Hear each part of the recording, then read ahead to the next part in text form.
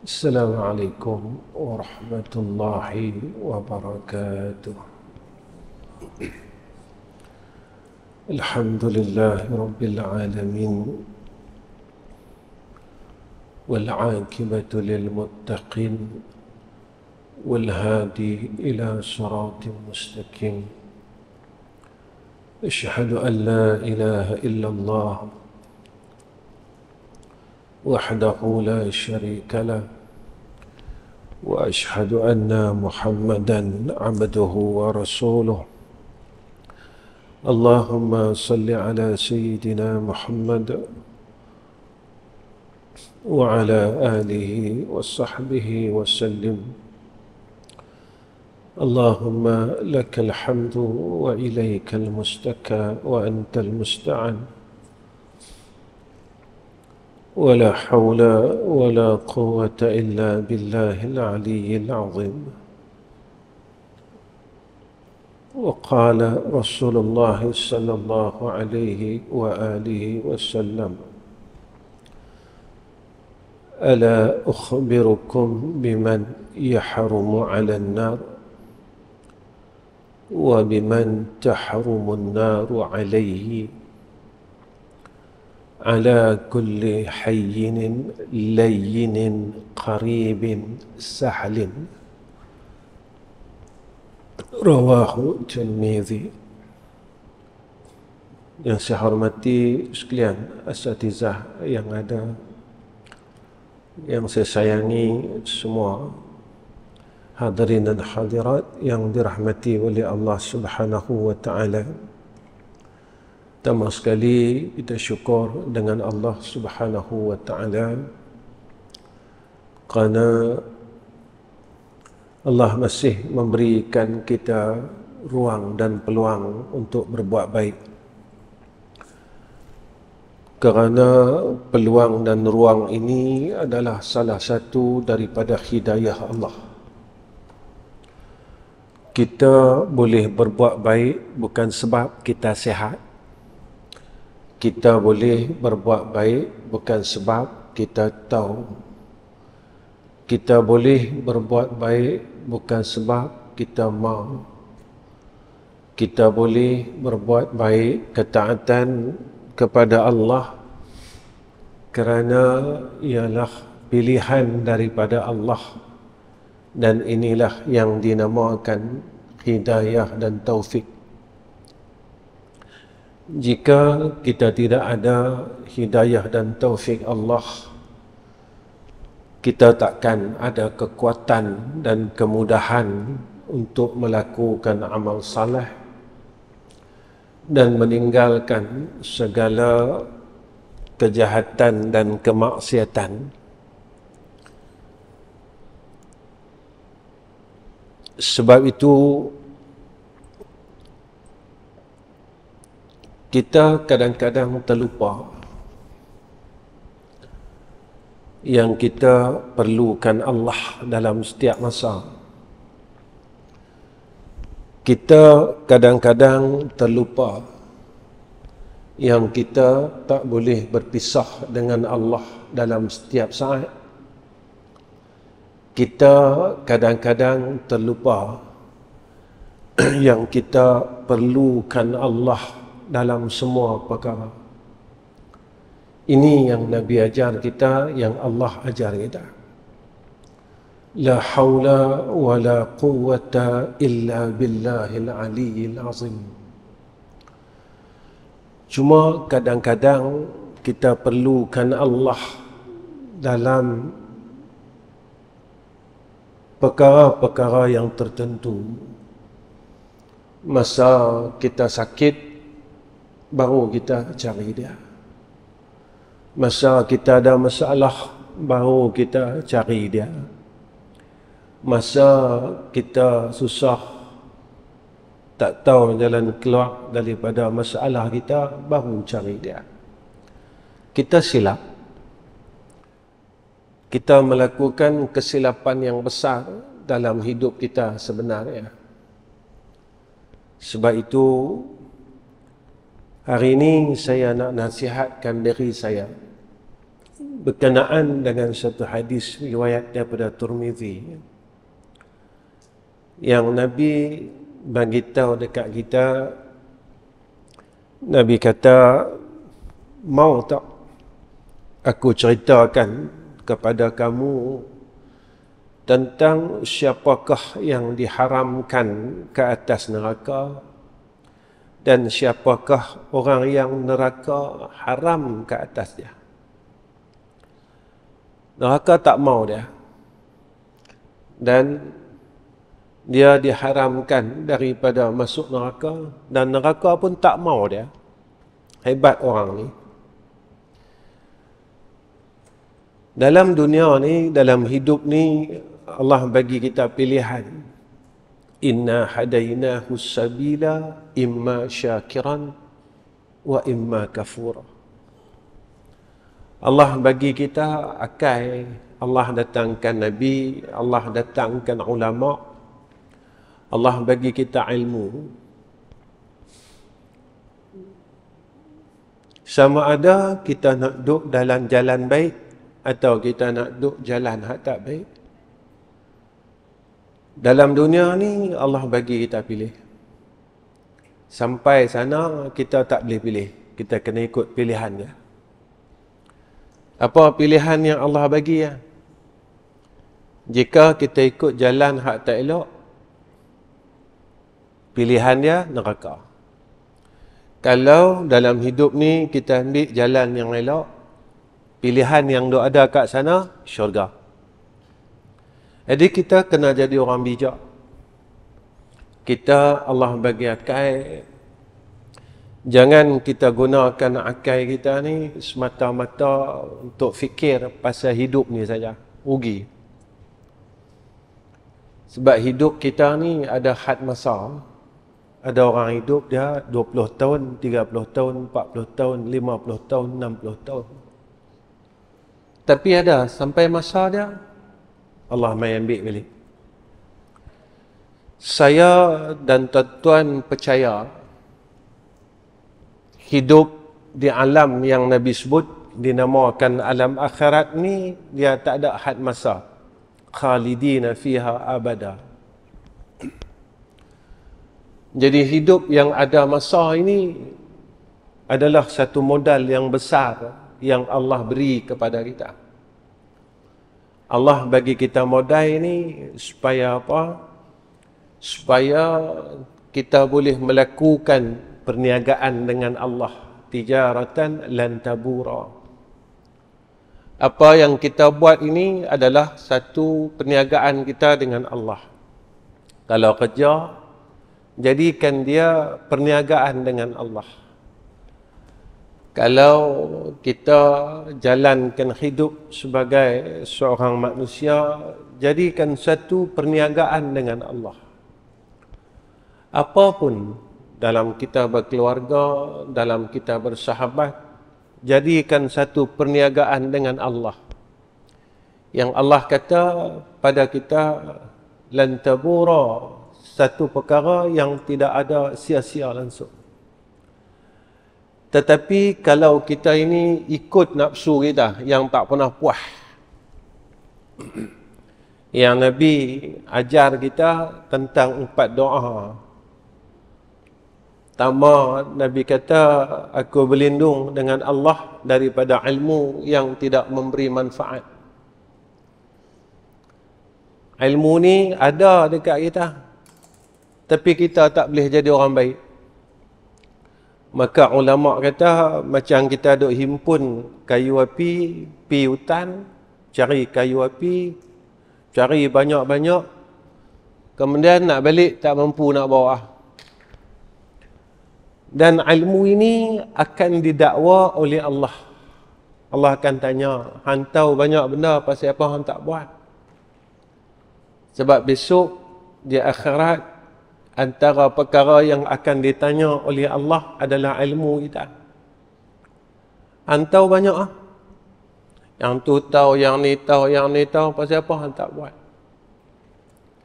Kedua, Nabi minta perlindungan Allah daripada hati yang tidak khusyuk dengan Allah. Kalau bahasa kita mudah bagi faham, hati yang tak pernah seronok dengan Allah. Bila duduk saja dengan Allah, tak seronok. Bila bercakap saja tentang Allah, tak seronok. Bila kita berkisahkan tentang Allah, tak seronok. Tapi bila kita sebut saja tentang selain Allah, kita berminat. Cerita pasal duit, pukul 3 pagi, larat lagi. Larat lagi, tuan-tuan. Tapi kalau cerita pasal Allah, 3 pagi tak boleh lah. Jangan kata 3 pagi, setengah jam, rasa kita nak mampu lah. Tak larat lah. Semua dia mai. Rasa tak suka, rasa bosan, rasa cemui, semua rasa duduk dalam kita ni. Hati kita tak pernah khusyuk. Kemudian Nabi minta lindung apa dia? Nafsu yang tidak pernah kenyang, Nabi kata. Tak pernah puas dengan hidup ni. Saya percaya dan tuan-tuan percaya, hidup ni ada sampai masa kita balik. Tapi kita tak pernah puas buat kerja dunia ni. Kita rasa puas dengan akhirat. Dengan dunia ni tak pernah. Kita rasa tak kenyang. Nabi sebut tu yashba. Tak pernah kenyang, makna tak pernah puas. Tapi kalau dengan akhirat, kita rasa puas. Cukuplah. Sembahyang sunat 2 rakaat pada tak? Baca Quran takat 10 ayat pada kata dah. Tapi duit dalam hidup tak pernah puas. Sampailah duk cari duit lagi. Tapi kita percaya duit ni tak bawa balik. Melainkan duit harta yang kita sedekahkan pada jalan Allah, yang tu saja bawa. Tapi kita kena tanya, berapa banyak yang kita dah bagi pada Allah? Kita kata, saya cari duit ni, kata ada ibadat. Berapa banyak yang kita dah buat ibadat dengan duit kita? Berapa banyak yang kita dah buat perkara selain daripada ibadat dengan duit kita? Yang ni besok Allah tanya. Antara hadis yang sahih yang disebut oleh Nabi, tidak akan bergeser 2 kaki anak Adam selepas dia ni selesai pertanyaan 4 pertanyaan: umur, harta, sihat dan ilmu. Allah tanya kat kita, berapa banyak anda bagi dengan Allah Ta'ala?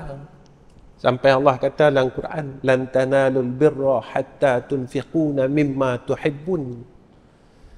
Takkan sekali-kali boleh kebaikan selagi kita tak bagi apa yang kita sayang pada Allah.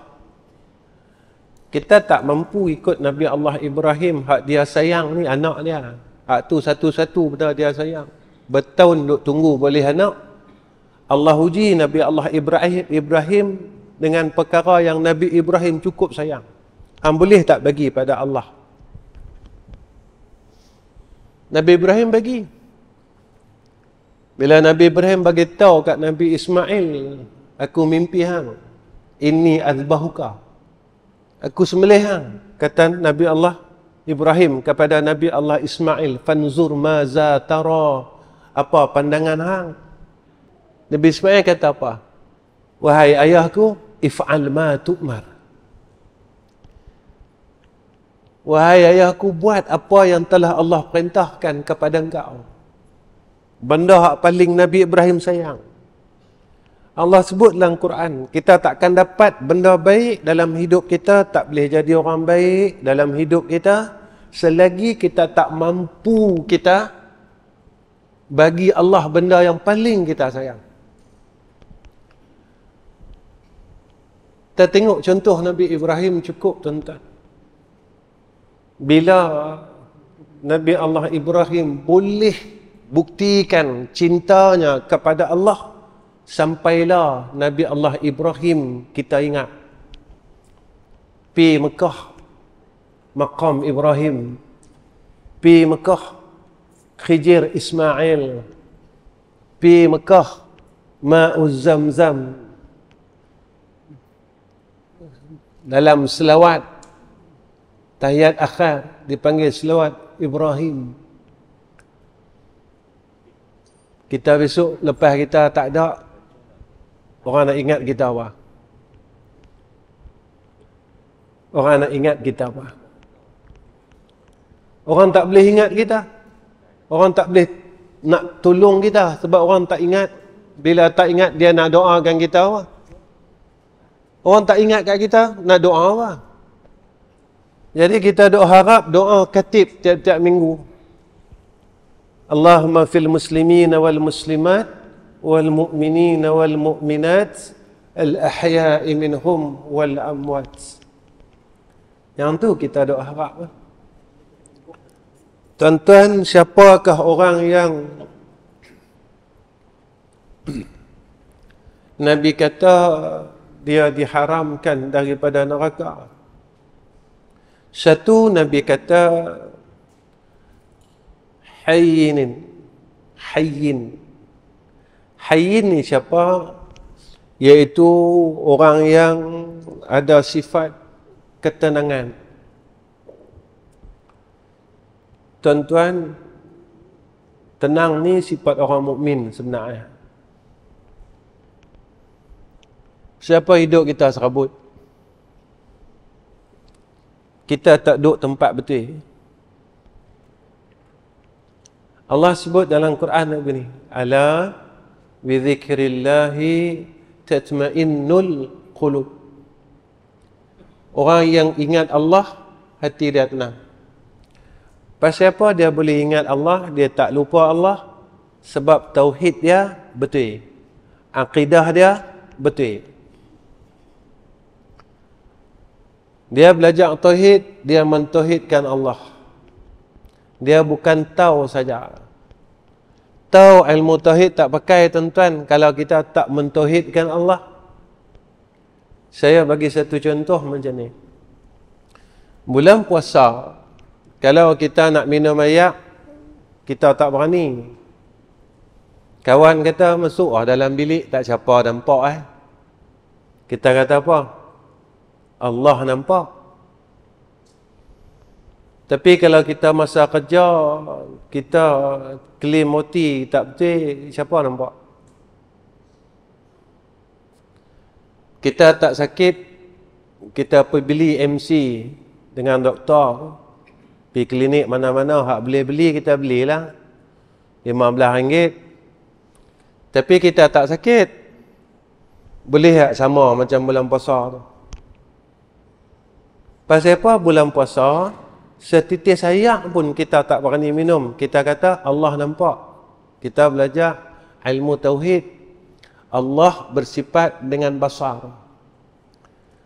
Pasal apa? Masa kerja kita tak boleh kata lagu tu. Kalau aku buat tak betul ni, Allah nampak. Kalau aku mohong dalam kerja, Allah nampak. Kalau aku klaim tak betul allowance aku, Allah nampak. Kita pergi outstation, tidur rumah kawan, klaim hotel. Boleh tak kita percaya dengan ilmu tauhid tu? Allah nampak. Pasal apa? Kita tak boleh pegang yang tu, tapi bulan puasa, setitis air pun kita takut nak makan, takut nak minum. Kita kata Allah nampak. Sebab itu kita tak boleh tenang. Sebab kita lupa Allah. Saat kita dalam bulan puasa, kita ingat dia. Nak cakap hak benda tak elok, kita ingat dia. Nak buat benda tak elok, kita ingat dia. Bila selepas daripada Ramadan, kita tak boleh ingat dia. Kita lawan dia, dan sebenarnya kita tak sedar kita sedang lawan Allah. Sebab itu semayang kita tak jadi apa-apa, walaupun kita nak masuk umur 60 tahun dah. Tak jadi apa kat kita semayang. Padahal tuan-tuan, kalau ikut daripada kitab Imam Al-Ghazali dan Syekh Daud Al-Fatani, iktibar tarbiyah daripada semayang ini melahirkan beberapa sifat kehambaan. Kita tak boleh jadi hamba Allah yang baik. Dalam Al-Quran Allah nyatakan innas salata tanha 'anil fahsya'i wal munkar. Bahasa mudah kita nak faham, semakin semayang semakin jadi orang baik. Lama dia semayang, benda hak jahat dalam diri dia kurang. Yang ni Allah sebut. Sebab semayang ni dia boleh cegah fahsyak dan munkar. Dalam semayang kita nak kata benda lain selain daripada perkataan semayang, kita tak berani. Bila kita Allahu Akbar, kita nak cakap benda lain tak berani. Sembang dengan kawan sebelah, buat pasal lambat sangat mai, tak berani.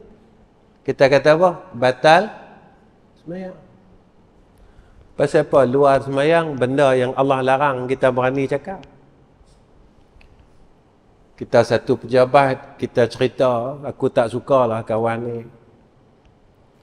Kawan ni dunia macam ni. Dia boleh dapat, graf dia tinggi. Sebagai pekerja cemerlang, dia bodek kuat. Dia kipeh kat belakang kuat.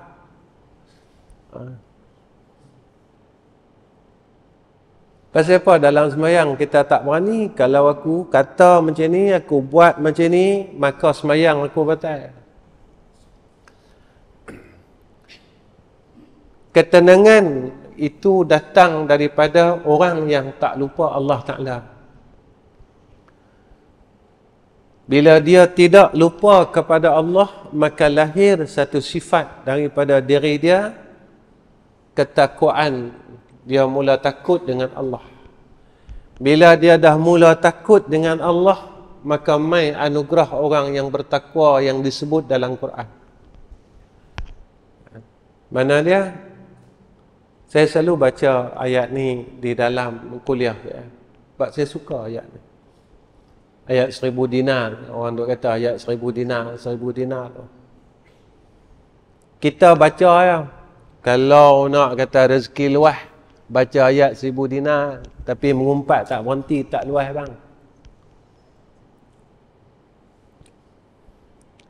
Kalau kerja muhung lagi, bacalah ayat 1000 dinar. Sehari 1000 kali.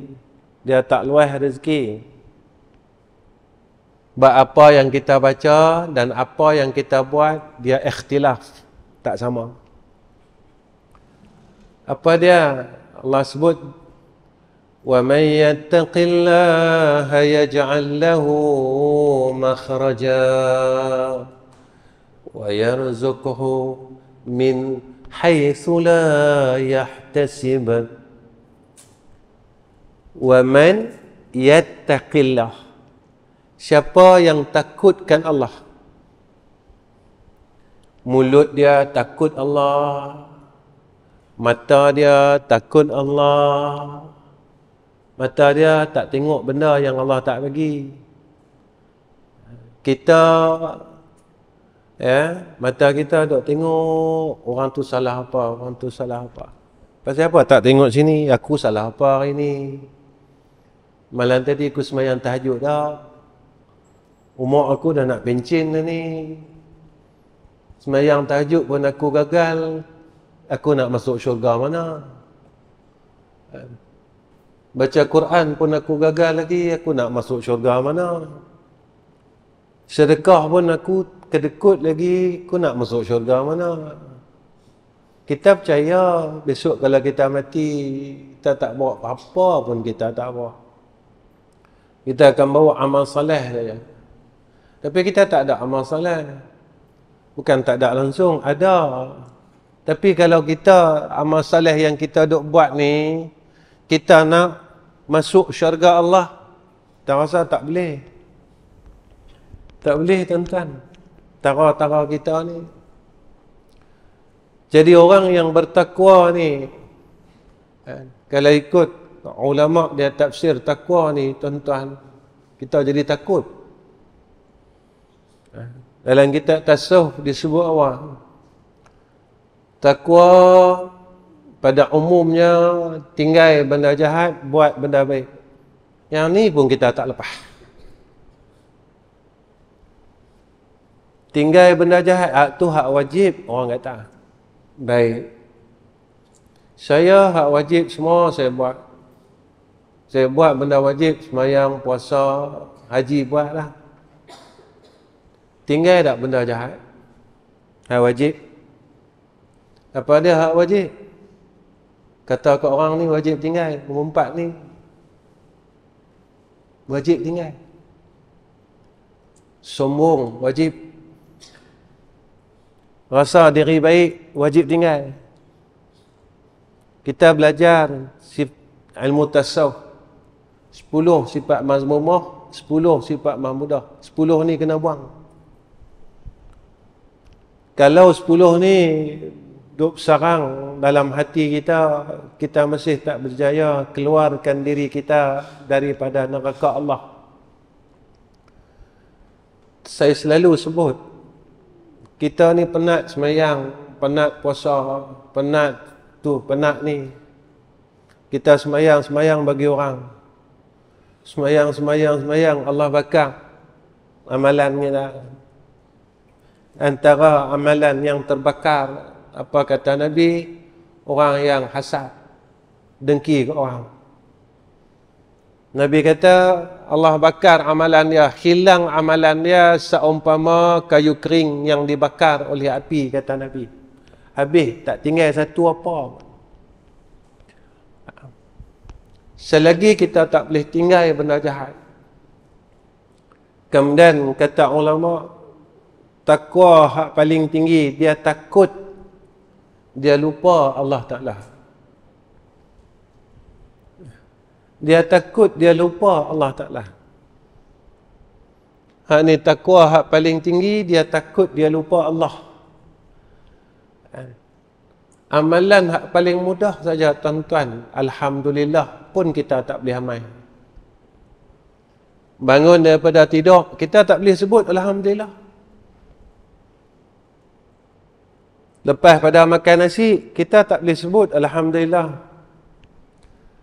Pagi-pagi sampai di ofis, sampai dengan selamat, kita tak boleh sebut alhamdulillah. Tuan-tuan, bukan sebab kereta kita baru, kereta kita tak boleh rosak. Bukan sebab motor kita baru, Allah tak boleh bagi kita jatuh motor. Kita tak boleh beretuh dengan kereta.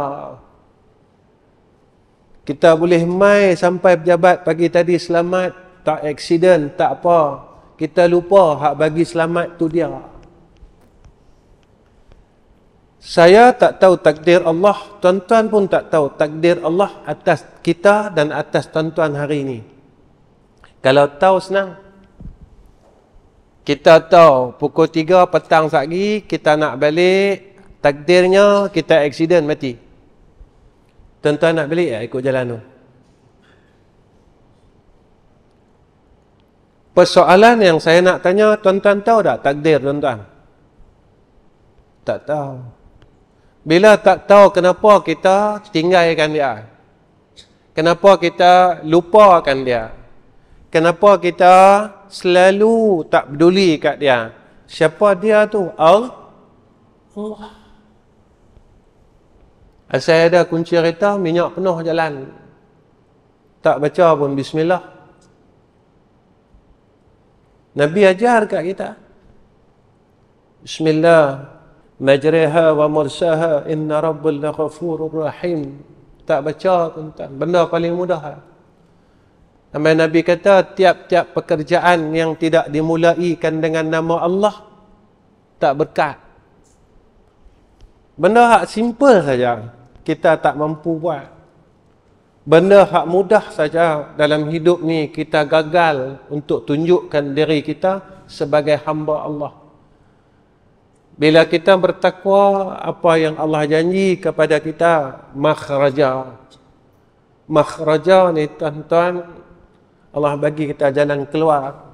Bukan kita tak ada masalah, ada. Nabi pun ada masalah. Tapi hati Nabi tak gelisah, tak serabut. Allah kurniakan pada Nabi ketenangan kerana Nabi kata, akulah yang paling takut di kalangan kamu. Nabi kata. Ketika kita bertakwa kepada Allah, saat itu Allah bagi kepada kita makhraja, jalan keluar. Masalah tidak jadi masalah atas orang yang bertakwa. Kenapa? Karena dia percaya. Masalah itu tak lekat kat. Ni yang fa inna ma'al usri yusra. Dia percaya. Dia bukan tahu saja, tapi dia percaya. Kedua, orang yang Allah haramkan daripada neraka, dan neraka pun tak mau dia. Layyin. Ada dalam hati dia sikap, sifat lemah lembut. Nabi sebut dalam satu hadis, Nabi kata, tidak akan beroleh kebaikan pada orang yang tidak ada dalam hati dia sifat layyin ini, tuan-tuan. Sifat lemah lembut ni lagu mana? Nabi ni seorang yang paling lemah lembut. Terbit lemah lembut ni daripada kasih sayang yang tinggi. Baru ada sifat ummati, tuan-tuan. Kalau tak ada sifat kasih sayang yang tinggi, dia tak ada ummati. Dia tak ada sifat hablum minan nas yang tinggi. Sebut saja ummati adalah hablum minan nas. Orang duk ingat ummati ni benda remeh, benda kecil, benda tak payah.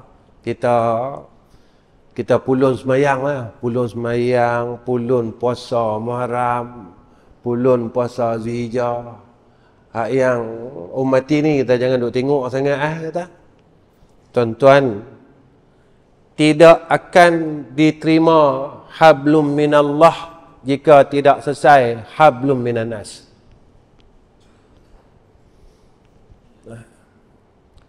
Tidak akan diterima hablum minallah, semayang, puasa ni semua, jika tak selesai hablum minanas. Saya bagi contoh ni.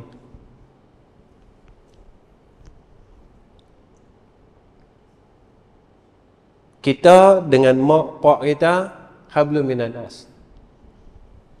Amalan orang yang anak yang derhaka ini tak diterima oleh Allah. Amalan seorang isteri yang derhaka dengan suami tak diterima oleh Allah. Mana tangguh dulu. Mana hold dulu. Amalan tu hold dulu. Selagi mak ayah kita ampunkan dosa kita, baru boleh refund benda ni.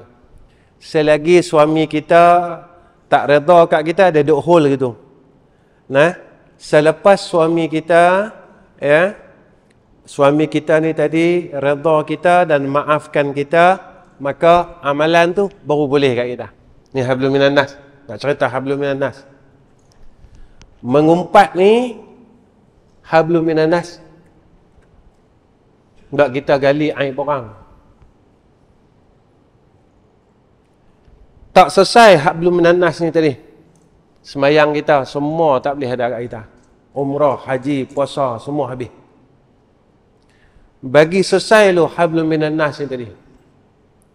Kalau hadis daripada Muaz, Rasulullah bagi tahu kat Muaz, antara penerimaan ibadat dan amal saleh ni tentang malaikat hafazah yang bawa amalan kita lalu naik langit pertama, kedua, ketiga, 1 sampai 6 ni semua berkenaan hablum minan nas.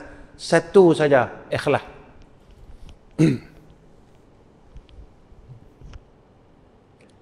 Yang gagal, tuan-tuan, hablum minan nas. Ketika berlakunya hijrah, hadis yang pertama sekali Nabi bagi tahu 3 hablum minan nas, 1 hablum minallah.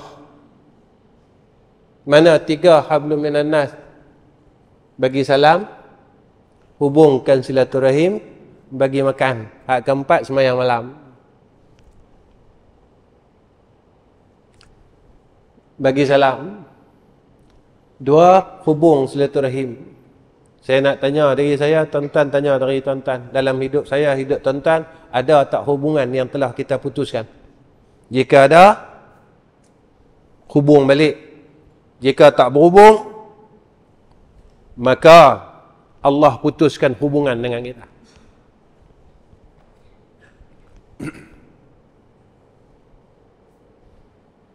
Susahlah Ustaz, saya nak maafkan dia. Dia dah buat zalim dengan saya.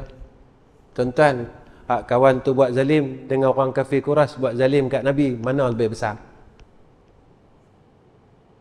Yang kita duk ketegak orang ni.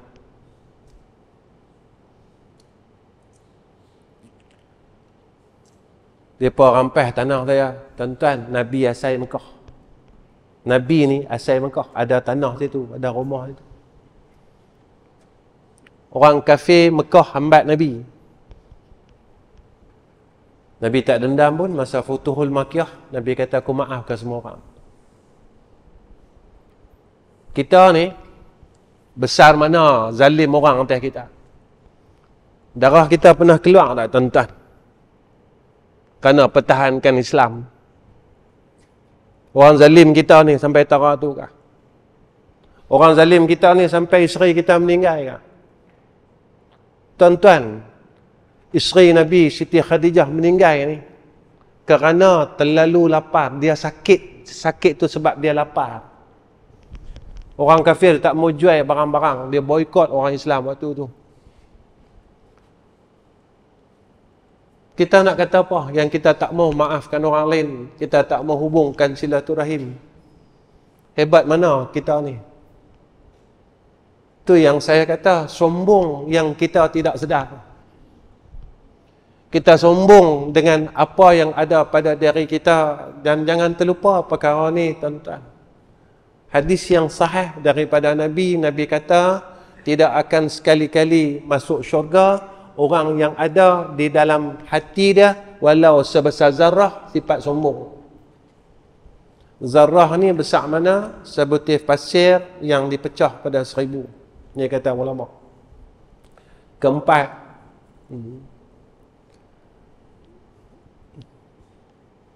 Nabi kata orang ni diharamkan masuk neraka dan neraka haram untuk dia, iaitu orang yang ada sifat qarib, mudah nak dekat orang ni.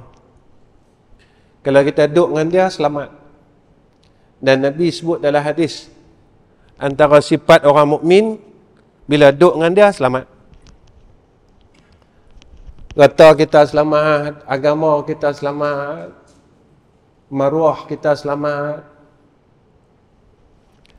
Kalau ada kawan macam tu, tuan-tuan, kawan ni hebat, jangan lepaskan dia. Sebab dia di antara yang ada sifat neraka tak mau kat dia. Tapi kalau selama kita hidup ni, kawan kita duduk dengan dia, duduk cerita pasal orang lah. Hold dulu. Kawan yang ada kat kita duduk cerita pasal dunia tak habis-habis. Satu je saya nak tanya, tuan-tuan, mulut kita ni tak penat ke cerita benda sama? Cerita pasal dunia, cerita pasal duit, cerita pasal orang. Tak penat ke tuan-tuan? Macam saya nak masuk 60 lah. Tak penat ke? 10 tahun dulu pun cerita yang tu juga. 20 tahun dulu pun cerita yang tu juga. Tak penat ke tuan-tuan? Pasal apa kita tak boleh guna mulut kita baca Quran? Hari ni berapa muka surat kita baca Quran? Berapa ayat kita baca Quran? Kita bangun tidur saja, ambil telefon, kita tengok grup WhatsApp kita. Kita baca kalam makhluk ini. Kita dahulukan membaca kalam makhluk daripada kalam Allah. Tak bolehkah bangun-bangun daripada tidur, kita baca kalam Tuhan dulu? Mana kalam Tuhan? Quran. Kita dulukan makhluk daripada Khalik. Tapi bila kita tak ada duit, kita tahu minta dengan dia. Bila sakit, kita tahu minta dengan dia. Pasal apa tak minta dengan orang? Yang kita grup duk banyak orang. Kita tahu dan kita mengakui orang di keliling kita tak boleh bantu kita. Yang boleh bantu kita Allah Ta'ala. Tahu saja. Tak mau tuan-tuan. Kita kena percaya sungguh-sungguh. Ada sifat orang duduk dengan kita selamat, aman. Cari kawan macam tu. Betul ulama kata kalau nak cari kawan bila dia duduk dengan kita, dia cerita pasal Allah. Kita ni lama lah. Kita ni duduk telajak lama lah. Kita pekat-pekat lah. Kita duduk mula hidup kita balik dengan Quran, baca selawat. Ni masuk bulan Maulid ni. Baca selawat. Saya selalu cakap dengan kawan, saya benda kalau saya tak buat, saya tak mau ceramah kan. Saya tak cakap. Kami kalau masuk bulan Maulid saya, anak, isteri, menantu, cucu hak besar-besar, adik-beradik, ipar, anak menakan. 2 bulan Maulid ni kami akan habiskan selawat. Ada angka-angka yang saya bagi. Nanti bila mereka dah habis, mereka mesej saya, abang, ayah, kakak dah habis dah, banyak ni. Orang rumah saya macam tu juga. Bertahun dah kami buat. Kita kalau tak mampu nak berselawat setiap hari, setahun sekali kita himpun bagi banyak terus, tu pun Nabi dah suka kat kita. Bukan mai bulan Maulid kita makan-makan jamu, lepas tu tak ada apa. Kita tak mampu ikut Nabi lagi. Nabi kata sayang orang, jangan duk benci dengan orang. Kalau bergaduh tu baiklah semula. Nabi kata kalau ada mak tolong tengok. Kalau kerja jangan mohong. Ni saya nak ingat lagi sekali ni, jangan duk tipu MC dah. Kalau kerja 25 tahun, duk tipu 25 tahun, agak-agak mampu tak kita masuk neraka sebab MC saja. Kita duk beli MC ni tuan-tuan. Tuan-tuan yang saya nak abang ni, tak ada agak sikit rasa takut dengan Allah bila kita buat benda-benda macam tu. Tak ada agak rasa sikit dalam hati, aku takutkan Allah, nanti Allah azab aku, nanti Allah seksa aku, nanti Allah masukkan aku dalam nerakanya sebab apa yang aku buat ketika saat aku bertugas puluhan tahun.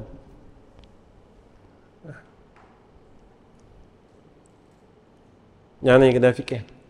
Yang terakhir 145. Yang terakhir, siapa dia? Orang yang diharamkan daripada neraka dan neraka pun tak mau dia, iaitu sahlin. Orang yang memudahkan urusan orang lain. Dan mudah, dia suka ni, mudahkan urusan orang lain.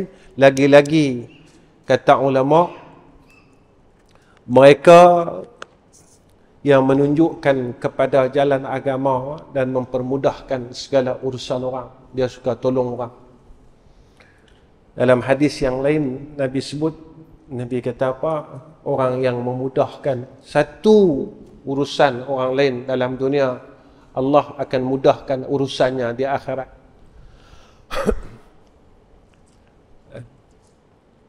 Jadi tuan-tuan,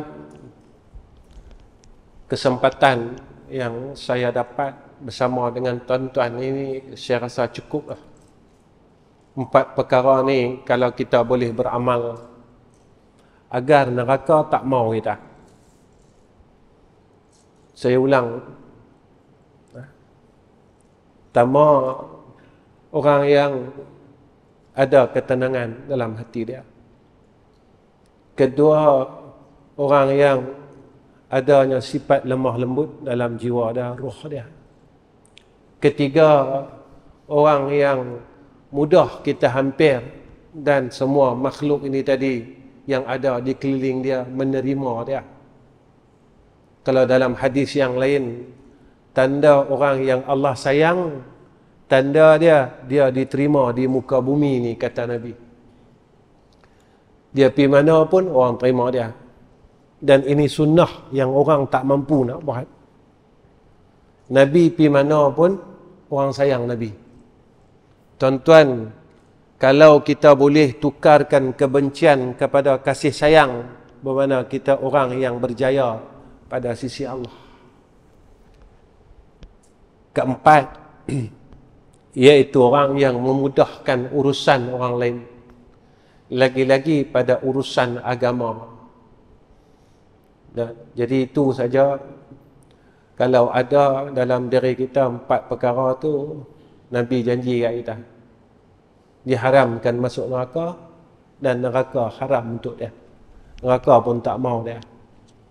Tapi kalau tak ada 4 sifat tu, kita kena fikir-fikirkan diri kita macam mana kita nak keluar dari neraka. Jangan duk fikir syurga dulu, bagi lepas dulu dari neraka Allah, barulah fikir syurga mana aku nak masuk. Kenapa Ustaz kata lagu tu? Sebab jika kita tak boleh keluar dari neraka, macam mana nak masuk syurga? Neraka ni untuk orang yang masih buat jahat. Saya ingat lagi sekali, tadi sebelum saya sampai, Ustaz Abdul Malik, dia beritahu kat saya, Ustaz, kawasan ni kawasan pejabat, dia bukan kawasan perumahan. Jadi saya bercakap ni bersesuaian dengan orang kerja. Nah, jadi saya ingat lagi sekali, kalau klaim tu biar betul. Kalau minyak RM10, jangan buh RM50, RM40 ni. Tuan-tuan fikir sendiri ya. Lagi saya kata haram, tuan-tuan marah. Kan? Nah, tuan-tuan, kalau dosa kita dengan orang, kita tak boleh masuk syurga selagi orang tu tak halal kat kita. Ya? Dia tak halal kat kita, kita tak boleh masuk syurga. Di sana besok kita tak boleh bayar dengan duit, sebab duit tak ada. Kita kena bayar dengan amalan. Amalan pun tak ada, dah bagi ke orang. Dalam hidup ni kita kata ke orang, umpat orang bukan seorang, beribu. Beribu tuan-tuan. Ribu orang kita ada umpat. Tu tak boleh berhenti sampai lah lagi ni. Ni kita umur liang lahat ni tak boleh berhenti. Kalau kawan kata nak tahu cerita apa? Abang mai. Kita seronok. Nak abang cerita. Nak kita bila dengar saja cerita Allah, cerita Rasul ni, nama Muhammad, nama Allah, kita rasa macam, ish, bila lah ustaz ni nak berhenti. Dia tak tahu lah, dia tak. Itu guru saya ada pesan, kalau hang nak ukur hubungan hang dengan Allah, masa hang sebut nama dia, hang rasa apa? Kalau hang rasa bosan, maknanya tempat kita dengan dia jauh ni. Ni guru saya, antara salah seorang guru saya yang sebut perkara ni, iaitu guru kami Babasin Suraj, iaitu Syekh Husin Suraji. Ya, dia antara guru kami masa saya duduk dulu, bukan mengaji pun, masa saya duduk di Makkah dulu. Itu antara salah seorang guru saya lah, yang duk bagi tarbiyah kat kami, duk ingat kat kami pasal Tuhan, pasal Allah, pasal Rasul, yang ajar kat kita macam mana nak tauhidkan Allah. Yang tu sebenarnya tak ada perkara yang lebih baik jika kita boleh istiqamah di dalam mentauhidkan Allah dan kita tak mensyirikkan Allah, lagi-lagi saat sakaratul maut. Benda yang paling kita khawatirkan saat kita sakaratul maut, kita lupa dia. Jadi setakat ni saja saya mohon ampun, mohon maaf, minta maaf banyak-banyak pada semua orang. di kalangan yang hadir ni adanya ustaz-ustaz, orang alim. Kalau ada yang tak betul apa yang saya cakap, tolong pun betul lah. Dari awal lagi saya habaq dengan ustaz. Saya kata saya bukan orang alim. Ustaz kata, ustaz mai sini, dia kata boleh ambil berkat saya. Nak ambil berkat apa? Orang miskin. Nak ambil barang kat orang ni, orang tu orang ada. Macam saya tak ada benda apa. Orang miskin tak boleh nak ambil barang orang ni, tentang orang tu mesti kaya. Saya bukan orang kaya, saya orang miskin. Orang tak ada apa. Macam orang minta sedekah kat tepi-tepi tu kan. Sama. Tu tempat saya. Tuan-tuan tak apa, tuan-tuan orang alim. Saya bukan orang alim, saya bodoh. Baik, wallahu a'lam. Bismillahirrahmanirrahim. Alhamdulillahirabbil alamin.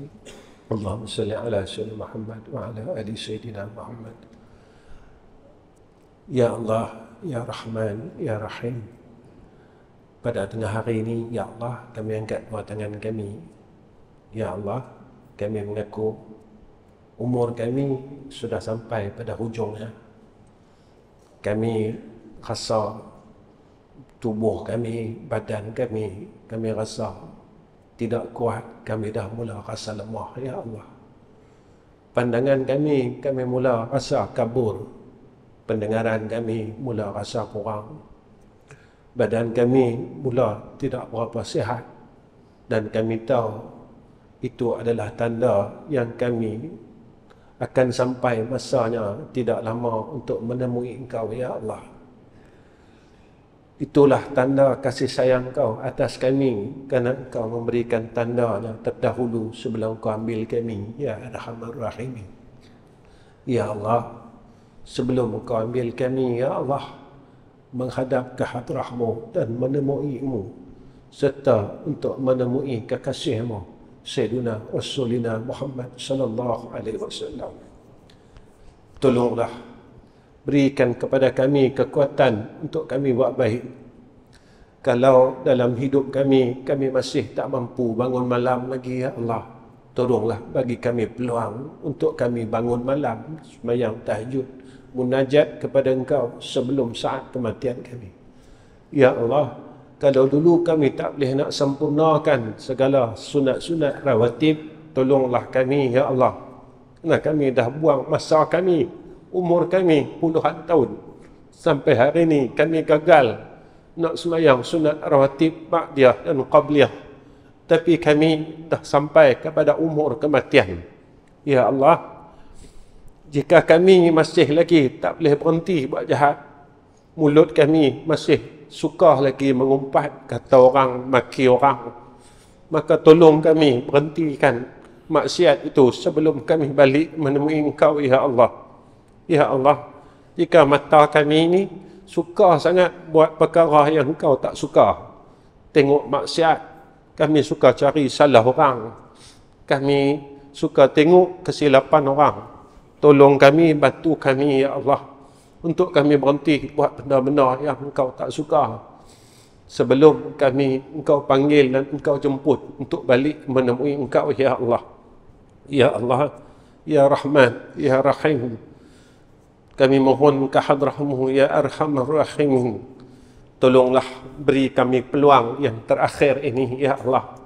Jangan Engkau terus lalaikan kami dalam kehidupan ini.